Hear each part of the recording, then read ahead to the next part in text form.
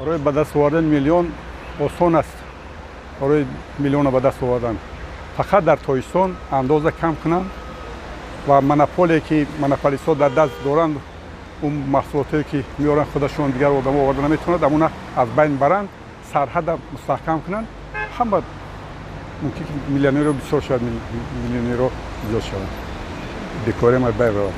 میتونم از خارجه یگان چی بیارم، بار بیارم برای بیزنس. میتونم همین داخلی تاجیکستان همین یگان کاندیترز که شده ممکنه ساحه کشاورزی قطعی و شده ممکن. با ما میلیون لازم نیست. ما همین یک دانه مهنتی و بس است. آدم برای میلیون آوردن با همه کار میروند. با کدام کار؟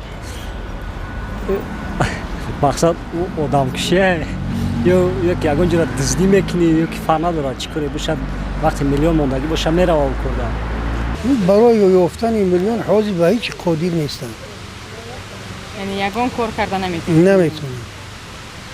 اگر که من بدونم در یگان جا کار که میلیون به دست آوردن است، در یک شبانه 1 ساعت خواب میکنیم و دیگر روز و شب کار میکنیم میلیون به دست آوریم.